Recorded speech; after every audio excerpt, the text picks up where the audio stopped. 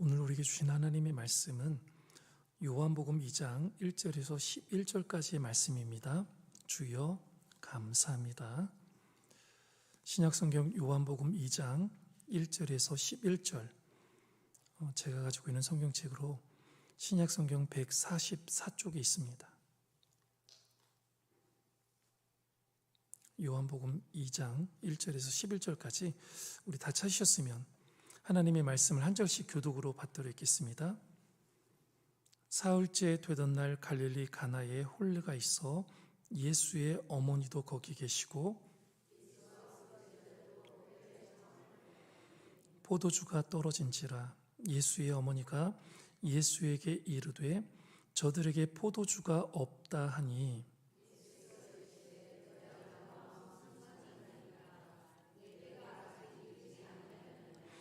그의 어머니가 하인들에게 이르되 너희에게 무슨 말씀을 하시든지 그대로 하라 하니라.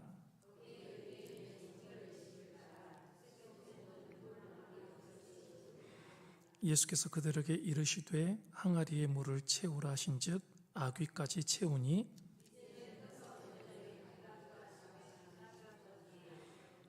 연회장은 물로 된 포도주를 맛보고도 어디서 났는지 알지 못하되 물 떠온 하인들은 알더라. 연회장이 신랑을 불러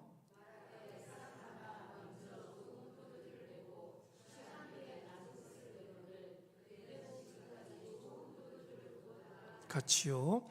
예수께서 이 첫 표적을 갈릴리 가나에서 행하여 그의 영광을 나타내심에 제자들이 그를 믿으니라. 아멘. 할렐루야. 원래 수요일날 저녁 예배 때 나오신 분들은요, 그 교회에서 믿음이 제일 좋으신 분들이라는 그런 이야기가 있습니다. 수요일날 저녁에 나오는 게 쉽지가 않습니다. 그래서 여러분들 그런 마음들 다 이렇게 깨시고 이 저녁에 나오셨습니다. 하나님께서 귀한 은혜를 주시고 하늘의 귀한 것들로 충만히 채워주실 줄로 믿습니다. 복음서 전체를 보면은요, 사복음서 전체를 보면 총 35가지의 예수님의 기적이 나오고 있습니다. 그 중에서 요한복음에는 7가지의 표적만을 기록하고 있습니다. 오늘 말씀의 마지막에 보니까 이 표적을 행하셨더라라고 이렇게 확실히 표적이라고 이야기를 해주고 있습니다. 그런데 공관복음에서의 기적과 요한복음에서의 표적은 차이가 있습니다. 이제 공관복음, 그러니까 마태, 마가, 누가복음을 공관복음이라고 하지요. 이 공관복음에서의 기적은 사건적인 역사라면, 그러니까 사건을 그냥 다루는 단순한 기적들입니다. 사건적인 역사라면 요한복음서에 나오는 표적은 사건 속에 반드시 의미를 담고 있다는 것입니다. 그러니까 단순히 그런 표적이 아니라 그 표적 안에 큰 의미들이 숨겨져 있다는 것입니다. 요한복음의 7가지 표적은 다음과 같습니다. 오늘 우리가 읽었던 2장 1절에서 11절에 물로 포도주를 만드신 예수님, 그리고 4장에 보니까 왕의 신하의 아들을 고치신 예수님, 5장에 보니까 혈기 마른 병자를 고치신 예수님, 6장에 보니까 오병이어로 몇 명을 먹였어요? 5,000명을 먹이신 예수님, 또 6장에 보니까 물 위로 걸으신 예수님, 9장에 보면 나면서 소경된 자를 고치신 예수님, 그리고 마지막 11장에 보면 죽은 나사로를 살리신 예수님 등입니다. 오늘 본문은 물을 포도주로 변화시킨 표적에 관한 말씀입니다. 이 표적은 예수님의 공생애 중에 처음 행하신 표적입니다. 우리는 이 표적을 통해 예수님께서 이 땅에 오신 목적과 예수님이 오신 성격, 즉 복음의 성격을 알 수 있습니다. 복음의 여러 가지 성격이 있지만 아주 중요한 성격을 우리는 발견할 수 있는 것입니다. 로마서 14장 17절에 보면 뭐라고 기록하고 있냐면요, 하나님의 나라는 먹는 것과 마시는 것이 아니요, 뭐라고 그랬습니까? 오직 성령 안에 있는 의와 평강과 희락이라고 기록을 해주고 있습니다. 그리고 성령의 열매 중에 하나가 기쁨인 것을 우리는 갈라디아서 5장 22절을 통해서 발견해 볼 수 있고요. 또 예수님은 요한복음 15장 11절에 뭐라고 말씀하셨습니까? 내가 이것을 너희에게 이름은 내 기쁨이 너희 안에 있어 너희 기쁨을 충만하게 하려 함이라. 아멘. 이를 볼 때에 그리스도인들은 신앙생활 안에, 믿음 생활 안에 반드시 무엇이 있어야 되냐면, 무엇이 있어야 된다라는 거예요? 기쁨이 있어야 된다는 거예요. 기쁨이요. 만약 우리가 예수님을 믿고 있는데도 불구하고 여전히 세상 사람들보다도 더 기쁨이 없다, 기쁘지 않게 생활하고 있다는 것은 큰 문제가 있는 것입니다. 예수님은 우리에게 무엇을 주시러 오셨다고요? 복음의 중요한 성격, 첫 번째, 기쁨을 주러 오셨다는 거예요. 기쁨을. 우리는 본문을 통해 우리의 교회와 집, 우리의 내면이 하늘나라 포도주로 충만히 채워져서 하늘에서 주어지는 하늘 기쁨이 충만하게 되기를 소원합니다. 할렐루야. 오늘 본문은 세 부분으로 나누어서 우리가 볼 수가 있습니다. 본문이 지금을 사는 우리에게 어떤 기쁨과 교훈을 주는지 살펴본다면 이렇습니다.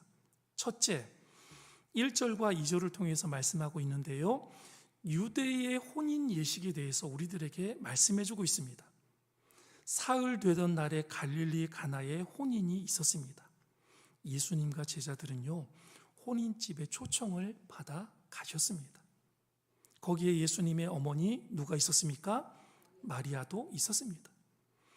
인생을 살아가는 데 있어 기쁘고 즐거운 날이 많이 있지만 가장 기쁘고 즐거운 날은 동서고금을 막론하고 어떤 날입니까? 혼인잔치입니다. 혼인잔치. 결혼식 날이요, 동서고금을 막론하고 가장 즐거운 날이고 가장 기쁜 날인 것입니다. 당시 유대인들의 결혼잔치는요, 우리나라와는 사뭇 많이 다릅니다. 보통 수요일에 거의 시작을 하고요, 수요일에 시작한 이 잔치는 일주일 동안 계속되었습니다. 신랑과 신부는 예쁜 화관을 쓰고 보석으로 장식한 옷을 입고 왕과 왕후의 대접을 받았습니다. 신랑과 신부의 친구들은요, 신랑과 신부를 위해서 사랑의 노래를 부르며 함께 즐거워했습니다. 그래서 혼인잔치 기간 동안에는요, 금식과 같은 종교적인 행위도 금지를 시켰습니다. 면제를 해주었습니다. 사람들은 축복된 혼인잔치집에 모여서 포도주를 마시면서 일주일 동안 포도주를 마시면서 노래를 부르면서 함께 기뻐했습니다. 그래서 사람들은 이런 잔치가 계속되기를 바라기도 했다고 합니다. 바로 예수님께서 공생의 첫 번째 사역으로 어느 집에를 가셨다고요? 혼인집에를 청함을 받아 가셨습니다. 이는 예수님께서 이 땅에 오신 목적이 기쁨을 주시기 위해 오셨음을 말해 준다고 볼 수 있습니다. 이를 통해 볼 때 복음의 성격은 바로 기쁨이요, 기쁨은 복음의 성격 중에 가장 중요하다라고 말할 수 있는 것입니다. 왜입니까? 예수님의 첫 사역이 당신의 자녀요 제자들에게 무엇을 주시는 일이었다? 기쁨을 주시는 일이었다는 것입니다. 둘째, 3절에서 5절 말씀에 보면 마리아의 주인 정신과 기도에 대해서 우리들에게 이야기를 해주고 있습니다. 3절 A절을 보시면 뭐라고 말하고 있냐면 포도주가 모자란지라 라고 말해주고 있습니다. 기쁨이 충만해야 할 혼인집에 심각한 문제가 생겼지요. 잔치집에 포도주가 모자란 것입니다. 잔치집에서 포도주가 없어서는 안 될 필수적인 것입니다. 랍비들은요, 예나 지금이나 말하기를 뭐라고 말하냐면 포도주가 없으면 기쁨도 없다라고 이야기를 하고 있습니다. 포도주는 자신뿐만 아니라 사람들에게 흥을 돋우어 줍니다. 그런데 잔치집에 기쁨을 주는 포도주가 떨어졌다니 이는 참으로 심각한 문제가 아닐 수 없습니다. 기쁘고 즐거워해야 할 잔치집에 기쁨이 사라질 위기에 놓이게 되었습니다. 이때 신랑과 신부의 부모는 말할 것도 없고요, 신랑과 신부도 큰 수치를 당할 위기에 놓이게 된 것입니다. 축복으로 시작된 결혼식이 자칫 어떻게 끝날 위기에 처해 있습니까? 불평과 원망으로 끝날 위기에 처하게 되었다는 것입니다. 포도주는 기쁨의 자리에 있어야 할 상징과도 같은 재료입니다. 시편 104편 15절을 보면 사람의 마음을 기쁘게 하는 포도주다라고 이야기를 해주고 있고요. 전도서 10장 19절을 보면 잔치는 희락을 위하여 베푸는 것이요 포도주는 생명을 기쁘게 하는 것이라고 그렇게 말씀을 해주고 있습니다. 이런 말씀과 당시 시대적 상황을 비추어 보면 포도주가 없다라는 것은요 기쁨을 상실했다라고 볼 수 있는 것입니다. 여러분, 본래 사람이 창조를 받을 때에 사람은요 기쁨이 충만한 존재로 지음을 받았습니다. 여러분 그렇게 알고 계십니까? 사람은 원래 이렇게 지음을 받을 때 하나님께서 기쁨이 충만한 존재로 사람을 지어 놓으셨습니다. 하나님은 인간을 지으시고 어디에 살게 하셨습니까? 에덴 동산에 살게 하셨지요. 에덴은요 기쁨과 환희의 동산이란 뜻입니다. 에덴이란 그 자체는요 기쁨이 넘치는 동산, 환희가 넘치는 동산이란 뜻을 가지고 있는 것입니다. 이곳은 죽음도 없고 해됨도 없고 상함도 없고 고통도 없습니다. 여호와를 아는 지식으로 충만한 곳이 바로 에덴입니다. 그냥 에덴 동산에 살고 있는 것 자체만으로도 하나님을 충만하게 알게 되는 것입니다. 하나님을 가까이 하는 것입니다. 하나님과 동행을 하는 것입니다. 그러나 인간은 하나님께 범죄하여 에덴에서 쫓겨나 기쁨을 상실하게 되었습니다. 사람들은 잃어버린 기쁨을 찾는 과정에서 원치 않게 많은 죄를 짓기도 하지요. 그리고 사람들은 육신적인 쾌락에서 기쁨을 찾으려고 노력을 합니다. 그러나 세상에서의 쾌락은요 순간적이요 그 후에는 깊은 허무와 허탈감만 남게 되는 것입니다. 여러분들 이 자리에 앉아 계신 여러분들 나이가 어느 정도 되셨기 때문에 세상에서 누려보아야 될 쾌락은 거의 다 누려보셨다라고 저는 생각을 해요. 다 누려보셨을 것 같아요. 여러분들 세상에서 누려본 쾌락이 오래 가시던가요? 절대로 오래 가지 않지 않습니까? 그 깊었던 사랑, 그 컸던 사랑도요 해가 지나고 몇 년 지나고 나면요 다 식게 되는 거예요. 다 없어지는 거예요.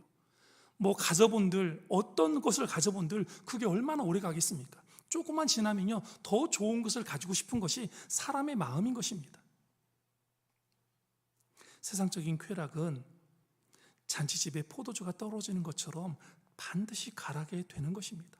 흥할 때가 있으면 쇠할 때가 있고요, 부유할 때가 있으면 가난해질 때가 있는 것이고요, 젊을 때가 있으면 언제가 옵니까?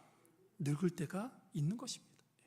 그래서 세상의 쾌락은 금방 사라지고 시들게 된다라는 것입니다. 그러면 참된 기쁨은 어디에서 오는 것입니까? 그것은 바로 하나님께로 돌아가야 하는 것입니다. 우리의 내면에 무엇을 회복해야 되냐면 에덴을 회복해야 되는 것입니다.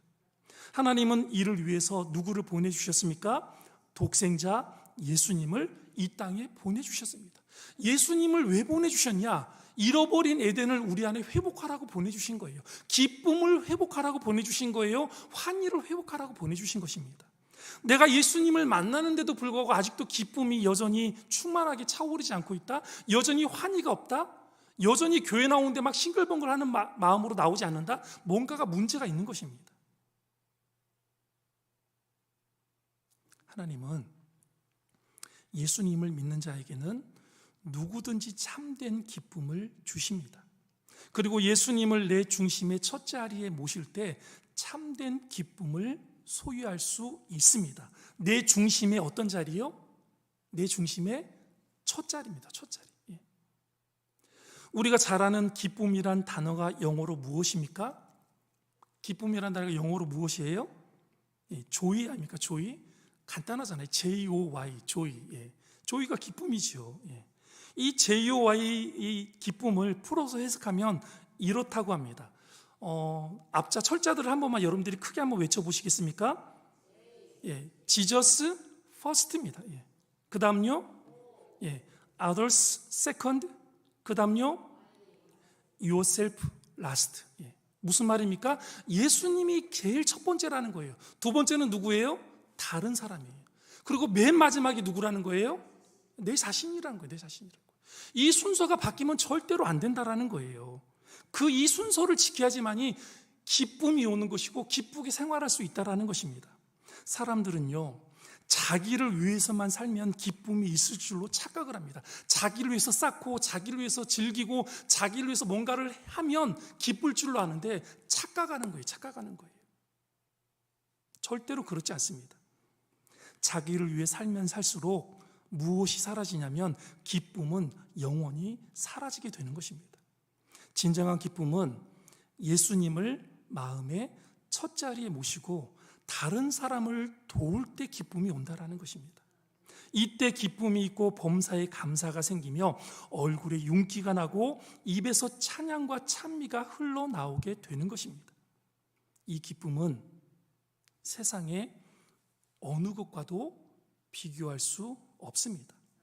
시편 저자는 하나님께서 주시는 기쁨을 이렇게 노래했습니다. 시편 4편 7절에 주께서 내 마음에 두신 기쁨은 그들의 곡식과 새 포도주가 풍성할 때보다 더하니이다. 아멘. 또 주님을 믿고 죄사함을 받을 때의 기쁨을 이렇게 노래했습니다. 시편 32편 1절에 같이 한번 읽어볼까요? 허물의 사함을 얻고 그 죄의 가리움을 받은 자는 복이 있도다. 아멘. 하나님은 기쁨의 세계로 우리를 초청을 하시는데 이사야 55장 1절에 뭐라고 있습니까? 오라 너희는 와서 사 먹되 돈 없이 값 없이 와서 포도주와 젖을 사라. 아멘. 그런데 우리가요, 신앙 생활을 하다 보면 포도주가 떨어져서 기쁨을 상실할 때가 있습니다. 어떨 때 그러냐면 첫 번째 형식적인 신앙 생활을 할 때 그렇습니다. 유대인들은요, 열심히 종교 생활을 했지만 기쁨이 없었습니다. 그때 당시 유대인들은요, 기쁨이 없었습니다. 그들의 얼굴은 늘 심각하게 다녔습니다. 심각하게 다니면서 어떤 사람이 과연 내 눈에 말씀을 안 지키고 이렇게 신앙생활을 좀 불편하게 하는 감시하면서 눈에다 힘을 주고 다녔던 사람들이 누구예요? 유대인들이. 이는 형식적인 신앙생활을 했기 때문입니다. 그들은 열심히 양을 피싱했어요. 전도를 했어요. 그리고 1:1 제자훈련을 했어요. 그리고 예배에 참석을 했지만 자기들이 일을 왜 하는지를 알지를 못했습니다. 왜 이 일을 하는지 알지를 못하고 일을 하고 있는 거예요. 이처럼 우리도 그 내용을 알지 못하고 형식적으로 신앙생활을 할 때에 기쁨이 사라지게 되는 겁니다. 그리고 어떨 때 기쁨이 사라집니까? 죄를 지을 때입니다. 다윗의 생애를 보십시오. 그에게 구원의 은혜가 있을 때 그의 심령에는 늘 시와 찬미로 가득했습니다. 그러나 그가 범죄했을 때 그의 심령은 죽을 것 같은 두려움으로 고통을 경험해야 했습니다. 주의 신이 떠나가지 않기를 간절히 얼마나 기도했는지 몰라요. 다윗이 죄를 범했을 때 주의 신이 떠나갈까 봐 얼마나 기도했는지 몰라요. 고통 가운데. 또 왜 우리가 기쁨이 사라집니까? 신앙생활이 순수하지 못할 때입니다. 신앙생활을 하는 목적이 자기의 유익을 위해서나 교회 내에서 경쟁과 시기심으로 할 때 기쁨이 사라지게 되는 것입니다. 그러므로 우리의 신앙생활은 자발적이어야 하는 것입니다. 그리고 동기가 순수해야 하고요, 죄 짓기를 두려워해야 하는 것입니다. 3절 하반절의 말씀을 보십시오. 뭐라고 말씀하셨습니까? 예수의 어머니가 예수에게 이르되 저들에게 포도주가 없다 하니, 마리아는 지금 하객으로 와 있음이 틀림이 없습니다. 그런데 그는 포도주가 없는 심각한 문제를 알았습니다. 이게 하객으로 와가지고요, 그 잔치하는 집에 무엇이 떨어졌는지를 안다라는 것은요, 이게 보통 능력 가지고는 알 수 없는 거예요. 얼마나 지금 마리아가 눈썰미가 좋고 얼마나 이렇게 한번 싹 훑어보면 그 모든 상황과 환경들이 한눈에 들어올 정도의 그 정도로 뛰어난 그런 감각이 있는 어머니셨다라는 것을 우리가 발견해 볼 수 있는 대목입니다. 보통 잔치집에는요, 두 종류의 사람이 있다고 하지요. 잔치집에 와서 즐기는 사람과 그리고 잔치집에 와서 섬기는 사람입니다. 이는 잔치집뿐만 아니라 모든 공동체에 나타나는 현상이기도 합니다.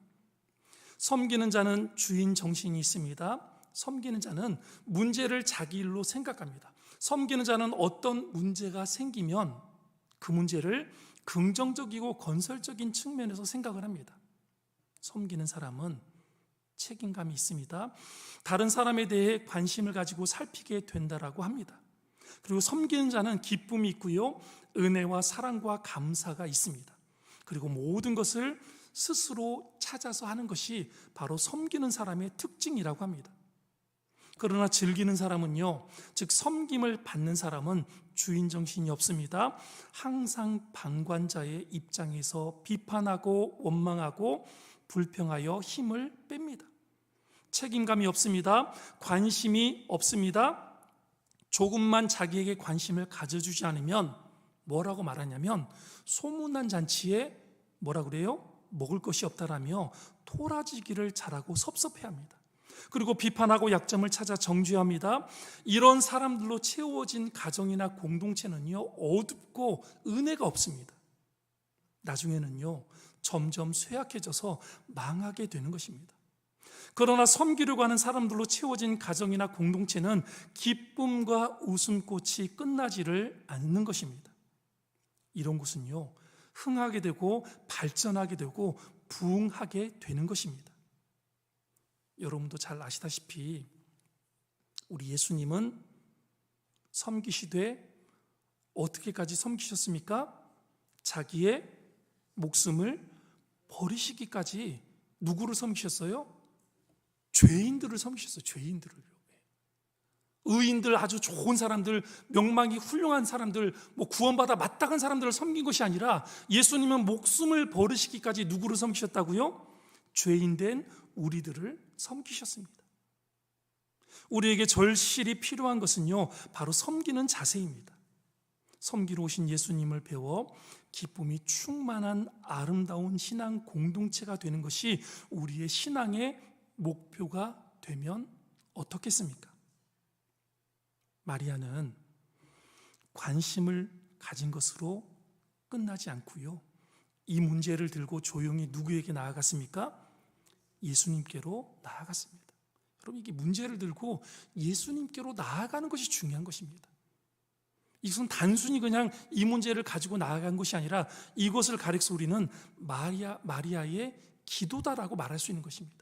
우리가 어떤 문제든지 간에 예수님께로 가지고 나아가는 것은요, 우리가 예수님께 기도를 하는 것입니다. 이때 예수님의 반응이 어떠했습니까? 4절 말씀을 보십시오. 뭐라고 했습니까? 예수께서 이르시되 여자여 나와 무슨 상관이 있나이까? 내 때가 아직 이르지 아니하였나이다. 여기에서 여자란요, 오만불손한 말이 아니라 최고의 존칭어입니다. 내 때란 메시아의 때로서 예수님이 하나님의 아들로서의 영광이 가장 잘 나타날 때입니다. 예수님은 어머니의 요구를 할지라도 어머니의 요구에 의해서 일하지 않았습니다. 예수님께서 일하시는 동기는 사람들의 요구나 친척들의 요구 또는 시대나 양들의 요구에 의해서가 아닙니다. 예수님은 누가 한다라고 경쟁적으로 일하지 않습니다. 예수님은 유익을 쫓아 욕심으로 일하지 않습니다. 예수님은 하나님의 영광을 위해서 또 하나님의 영광을 잘 드러내실 때를 쫓아서 일을 하시는 분이십니다. 그리고 환경이 이루어질 때 역사하시는 분이십니다. 우리의 짧은 생에서도 어떻게 해야 후회가 없는 가장 귀한 삶을 살 수 있습니까? 하나님의 영광을 위해서, 하나님께서 가장 기뻐하시는 일을 찾아서 할 때 우리는 후회하지 않는 인생을 살게 되는 것입니다. 예수님의 말씀은 마리아의 청을 거절한 것처럼 보입니다. 이때 마리아는 낙심하기 쉽습니다. 그러나 마리아는 낭망치 않았다는 것입니다. 예수님을 절대적으로 믿고 신뢰했습니다. 구하면 때가 이를 때에 반드시 응답해 주실 것을 믿고 있었다라는 거예요. 그래서 마리아는 하인들에게 말했습니다. 5절 말씀입니다. 뭐라고 말했습니까? 그의 어머니가 하인들에게 이르되 너희에게 무슨 말씀을 하시든지 그대로 하라 하니라. 마리아는 말씀에 대한 경외심을 가지고 순종하도록 마음을 준비시켰습니다. 무슨 말씀을 하시든지. 마리아는 하인들이 예수님의 말씀에 순종할 수 있도록 역사가 일어나도록 환경을 예비했습니다. 마리아는 이해할 수 있는 말씀이든지 이해할 수 없는 말씀이든지 아멘으로 응답하라고 준비를 시켰습니다. 그녀가 하인들에게 순종하도록 가르친 것은요, 그녀가 말씀에 순종했기 때문입니다. 자신이 순종하는 사람이었기 때문에 다른 사람들에게도 순종하라고 가르쳤다는 것입니다. 이것을 보면은요, 모든 가르침에는 말로만 해서는 안 됨을 우리는 분명히 알아야 하는 것입니다. 내가 행하지 않고, 아니 나는 그렇게 살지 못하면서 다른 사람에게 그렇게 하라고 말만 잘하는 것은요, 예수님의 가르침과는 전혀 상관이 없는 딴 나라 지식이라는 사실입니다. 그런 잘못된 가르침을 제일 잘한 사람들이 누구였습니까? 바로 바리새인들과 율법 학자들이었습니다. 지금으로 말하면 교역자들, 목사들 아니었겠습니까? 자신들은 말씀대로 살지 않으면서 평신도들에게는 말씀대로 살라라고, 자기들의 말에 끝까지 순종하라고 가르친 것입니다. 하지만 성경은 이렇게 말씀하고 있습니다. 고린도전서 4장 20절에 말씀하시기를 우리 다 같이 한번 읽어볼까요? 시작.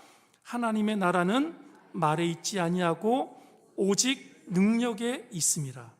아멘. 가르치는 사람이 능력이 없으면, 가르치는 사람이 능력을 경험해 본 적이 없으면 그 모든 것은 하나님의 나라와는 상관이 없는 잘못된 가르침이라는 것입니다. 적어도 예수님의 어머니 마리아는 하나님 말씀에 순종하는 사람이었습니다. 그리고 자기의 그 순종을 누구들에게 전해주고 있었습니까? 하인들에게 전해주고 있었다라는 사실입니다. 셋째, 어떤 기쁨과 교훈을 주고 있습니까? 6절에서 10절 말씀에 보니 하인들의 순종에 대해서 말씀을 해주고 있습니다. 이 하인들의 순종이 참 중요한 부분입니다. 예수님은 때가 되자 마리아의 기도를 들으시고 역사하기 시작하셨습니다. 마침 그곳에 유대인의 결례를 따라 두세 통 드는 돌 항아리 몇 개가 있었습니까? 6개가 있었습니다. 한 통은 10가론입니다. 그러므로 약 3드럼 정도 되는 것입니다. 결례란 음식을 먹기 전에 손을 씻는 그런 이렇게 의식이죠. 그런 손을 씻는 통들이었습니다. 이는 위생상의 문제가 아니라 하나의 종교 의식이었습니다. 7절, A절 전반절을 보십시오. 예수님은 하인들에게 말씀하셨습니다. 뭐라고 말씀하셨습니까? 예수께서 그들에게 이르시되 항아리에 물을 채우라 하신즉. 이 말씀은 순종하기 힘든 불합리한 명령입니다. 지금 필요한 것은 포도주인데 무엇을 갖다 채우라고 말하셨습니까? 물을 채우라고 말씀을 하셨습니다. 이해가 안 가는 말씀입니다. 또 3드럼이나 되는 물을 채운다라는 것은요, 쉬운 일이 아닙니다. 한 통에 3드럼 정도 들어가는 건데 그게 6개나 있었다라는 거예요. 얼마나 큰 통들이라는 거예요. 상당히 큰 통이 6개나 있었다라는 거예요. 오늘날에는요, 수도꼭지만 틀어놓으면 물을 받을 수 있지만 그 당시에는 우물들이 보통 500m에서 1km 이상 떨어져 있었고요, 또 걸어서 가서 또 우물에 물을 기르려면 우물 깊이가 보통 몇 미터나 됐냐면 기본적으로 20m, 30m가 넘었다고 합니다. 20m, 30m의 깊은 우물에서 두레박으로 길어 올려야만 했습니다. 또한 잔치집의 하인들은요, 너무나 바쁩니다. 바쁠 때 필요 없는 일을 시키면 순종이 체질화된 사람도 반발하는 마음, 불평하는 마음이 생기는 것입니다. 왜 이렇게 해야 합니까? 꼭 해야 되는 겁니까? 그것은 예수님의 생각이지 않습니까? 우리의 생각은 그런 생각하고는 좀 다른데요? 라면서 여러 가지 이유를 들어서 거절할 수 있습니다. 그러나 하인들은 불평 한마디 하지 않고 아귀까지 채웠습니다. 이는 기쁨으로 자발적으로 순종했음을 말해주는 것입니다. 그러면 어떻게 그렇게 순종할 수 있었을까요? 사람들은 합리적이고 이성적이어야 순종할 수 있다라고 말을 하지요. 그러나 순종은 이성적이라고 해서 순종할 수 있는 것이 아닙니다. 그리고 사람들은 유익이 있어야 순종할 수 있다라고 생각합니다. 그러나 유익이 있다고 반드시 순종하는 것도 아닙니다. 순종은요, 믿음과 신뢰로만 할 수 있는 것입니다. 이런 사실에 비추어 보면 하인들은 예수님을 신뢰했다라는 것입니다. 예수님을 믿었습니다. 예수님께서 어떻게 십자가를 지실 수 있었습니까? 그것은 바로 하늘 아버지인 하나님을 신뢰했기 때문입니다. 예수님은 죽음의 고통 속에서도 하나님께 대한 믿음과 사랑을 의심치 않았습니다. 그때 십자가를 기쁨으로 지실 수 있었습니다. 항아리에 물을 채우라는 것은요, 돌 항아리가 비어 있음을 말해줍니다. 빈 돌 항아리는 사람들의 공허한 내면을 상징한다라고 볼 수 있습니다. 하나님을 떠난 인간은 근본적으로 내면이 공허할 수밖에 없는 것입니다.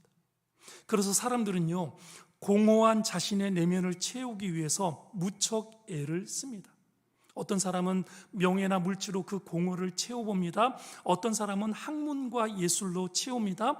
어떤 사람은 고상한 생각으로 채우고자 합니다. 어떤 사람은 술로 공허함을 가득 채우고자 하는 사람들도 있습니다. 그러나 이런 것들은 우리의 내면을 채울 것이 못 되는 것입니다. 이런 것들은 절대로 참된 기쁨을 주지 못합니다. 이런 것들로 나의 내면을 채우게 될 때 우리의 내면은 공허하게 되는 것입니다. 그러나 복음으로 나의 내면을 채울 때 더 이상 허탄한 것에 빠지지 않고 더 이상 방황치 않게 되는 것입니다. 그리고 하나님은 성령으로 우리의 내면을 충만히 채우라고 명령하십니다. 성령은 우리의 내면을 부드럽게 합니다. 성령은 우리의 내면을 뜨겁게 합니다. 하나님은 찬송과 기도로 충만히 채우라고 명령하십니다. 하나님은 지금까지 이 명령에 순종한 사람들을 통해서 그 능력을 나타내셨습니다. 우리는 지금까지 단 한 번도 기도의 빈통을, 말씀의 빈통을, 순종의 빈통을 채우지 못했습니다. 아예 채우려고 시도조차 하지 않고 살았던 우리의 삶을 우리 스스로가 잘 알고 있습니다. 이런 우리는 제자리 걸음을 할 수밖에 없는 것입니다. 우리는 금년도 이제 마지막 2달밖에 남겨두고 있지 않습니다. 이 마지막 2달만이라도 이런 신앙의 바른 모습들로 내면을 채워가야 되지 않겠습니까? 우리가 단 한 번도 어떤 통도 가득 채워본 경험이 없으니 어떤 능력도 우리를 통해서 나타나지 않는 것입니다. 기도의 통, 말씀의 통, 순종의 통을 단 한 개라도 가득 채워본 적이 없으니 신앙생활에 어떤 변화도 어떤 기쁨도 없는 것 아닐까요? 또 예수님은 하인들에게 명령하셨습니다. 우리 8절 말씀을 보시겠습니다. 이제는 떠서 연회장에게 갖다 주라. 포도주가 항아리 속에 있는 것만으로는 충분치 않습니다. 이를 식탁에 올리는 작업이 필요한 것입니다. 이는 우리가 말씀을 가지고 있는 것으로 충분치 않고 복음이 필요한 사람들에게 우리가 가지고 있는 말씀을 어떻게 해야 된다는 거예요? 전달해야 된다는 거예요. 이것이 바로 식탁 위에 그 물을 올리는 작업인 것입니다. 항아리에 물을 채우라는 말씀이 나의 이성과 나의 경험과 나의 상식의 세계와의 싸움이라면 갖다 주라는 말씀은 나의 문제로 끝나지 않고요, 나와 너와의 관계를 말씀하시는 것입니다. 이는 많은 어려움과 위험이 따르는 일이기도 합니다. 복음을 전한다는 게, 한 사람에게 주의 생명의 복음을 전한다는 게 결코 쉬운 일이 아닌 것입니다. 항아리 물을 채우는 것은요, 한 번 몸으로 때울 수 있습니다. 그러나 갖다 준다라는 것은요, 믿음이 없이는 할 수 없는 일이라는 것입니다. 만일 손님들에게 물을 갖다 주게 되면 당장에 욕을 먹게 됩니다. 그러나 하인들은요, 많은 위험과 모순, 희생을 무릅쓰고 예수님의 말씀에 순종했다는 것입니다. 그들은 믿음의 사람들이요, 순종의 종들이었습니다. 그런데 이 순종은 하루아침에 되지 않는다는 것이죠. 순종은 배워야 되는 것입니다. 예수님도 순종을 배우셨습니다. 그래서 히브리서 5장 8절에 보니 이렇게 기록하고 있습니다. 그가 아들이면서도 받으신 고난으로 순종함을 배워서, 예수님도 고난을 통해서 순종을 배우셨다라고 말씀해주고 있습니다. 그렇게 배우셨던 예수님도 십자가를 지시기까지 순종하실 수 있었습니다. 하나님은 순종의 사람들을 들어 쓰시는 줄로 믿습니다. 그런데 대개 사람들은요, 항아리까지는 물을 채웁니다. 채우려고 노력을 합니다. 또 채우시는 분들도 있습니다. 그러나 그 다음 단계인 갖다 주라는 말씀까지는 순종치 않는 것입니다. 나 혼자 열심히 교회 나와서 기도 2시간 하고 3시간 하고 말씀 열심히 몇 시간씩 읽고 그렇게 5년 10년을 신앙생활 하신 분들이 참 많이 계시는데, 그것을 퍼서 갖다 주셔야 되는데 그 퍼서 갖다 주는 작업을 못하는 거예요. 다른 사람들에게 전달을 해줘야 되는데 거기까지 나아가지 못하는 것입니다. 이런 분들은 믿음을 배울 수가 없는 것입니다. 끝까지 순종하는 사람에게 믿음이 주어지게 되는 것입니다. 그러면 하인들이 말씀에 순종했을 때 어떻게 되었습니까? 9절 10절 말씀을 보면 연회장은 물로 된 포도주를 맛보고 감탄사를 바라며 신랑을 불러 어떻게 했습니까? 칭찬했습니다. 우리 9절 10절 말씀 함께 읽어보겠습니다. 연회장은 물로 된 포도주를 맛보고도 어디서 나는지 알지 못하되 물도온 하인들은 알더라. 연회장이 신랑을 불러 말하되 사람마다 먼저 좋은 포도주를 내고 취한 후에 낮은 것을 내고는 그대는 지금까지 좋은 포도주를 두었도다 하니라. 아멘. 일반적으로 사람들은요, 먼저 좋은 것을 내고 취하게 되면 그 다음에 물을 탄 술을 내어놓습니다. 세상의 것들은 처음에는 좋으나 끝은 좋지 않는 경우를 말하고 있는 것입니다. 그러나 예수님께서 만드신 천국산 포도주는요, 맛과 향취와 색깔이 있어서 세상의 그 어떤 포도주와도 비교할 수 없는 최상급의 포도주였습니다. 이 포도주로 인해 기쁨과 축복은 더욱더 고조되고 충만케 되었습니다. 이처럼 하나님께서 주시는 것은 가장 아름답고 최고의 것들을 주시는 것입니다. 이 땅에는 없는 하늘의 것들을 주신다라는 것입니다. 즉 최고의 사랑, 최고의 기쁨, 최고의 은혜, 최고의 행복을 주신다는 것입니다. 그것도 어디에 있는 것으로요?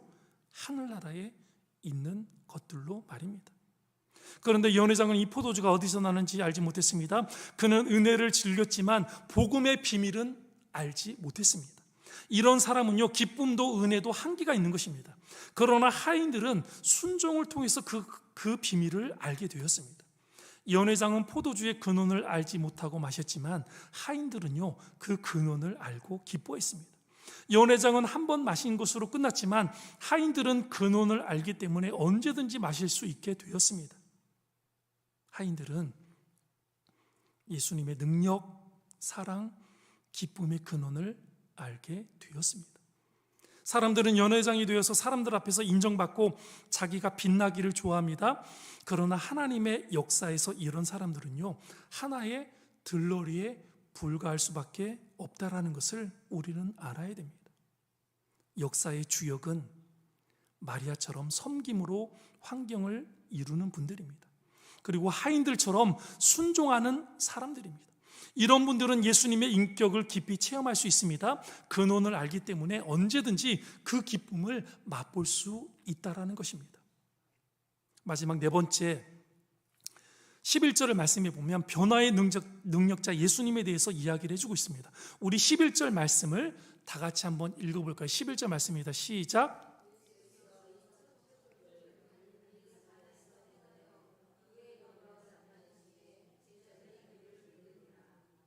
아멘. 그러면 물로 포도주로 변화시킨 예수님은 어떤 분이신가 11절에 말씀해주고 있는데요, 세 가지로 요약을 해보면, 첫 번째, 예수님은 인생들에게 참된 기쁨을 주시는 분이십니다. 예수님은 참된 기쁨을 주시기 위해 이 땅에 오셨습니다. 예수님은 처음 표적을 가나 혼인잔치집에서 행하심으로 모든 사람들에게 무엇을 주셨다라고요? 기쁨을 주셨습니다. 또한 최후의 표적으로 죽은 자 가운데서 어떻게 하셨습니까? 부활하심으로 죽음의 권세를 파하시고 인생들에게 가장 큰 기쁨을, 좋은 기쁨의 소식을 허락해 주셨습니다. 이 기쁨은 사망 권세를 파한 기쁨이요, 세상에서는 누릴 수 없는 하늘에서 주어진 기쁨이요, 행복입니다. 둘째로, 예수님은 어떤 분이시냐? 예수님은 변화의 능력자가 되십니다. 물을 포도주로 변화시키신 것은요, 본질적인 변화입니다. 결례 행사가 끝난 물은 쓸모가 없지만 포도주는 잔치집에서 없어서는 안 될 귀중한 것입니다. 이처럼 예수님은 물과 같이 쓸모없는 인생들을 포도주와 같이 쓸모있는 인생으로 변화시켜 주십니다. 예수님은 저주의 자녀인 우리를 축복의 자녀요, 마귀의 자식인 우리를 하나님의 자녀로 변화시키십니다. 자기 중심적이고 이기적인 자를 희생적인 자로, 교만하고 거친 내면의 소유자를 겸손하고 온유한 자로 변화시키시는 분이 바로 우리 예수님이시라는 말씀이십니다. 예수님은 어떤 몹쓸 사람이라도 변화시키셔서 쓸모 있는 자로 바꾸시는 변화의 능력자가 되시는 줄로 믿습니다. 아멘. 마지막 셋째로, 예수님은 어떤 분이시냐? 예수님은 우리에게 최고의 것으로 채워주시는 분이십니다. 예수님은 채워주시되 가장 좋은 것으로 채워주시는 분이십니다. 천국산 포도주를 만들어 그 잔치를 풍성케 하십니다. 이 예수님은 은혜가 충만하신 그리스도이십니다. 예수님은 우리에게 모자라는 포도주를 채워주십니다. 말씀과 성령, 기도의 포도주를 채워주셨습니다.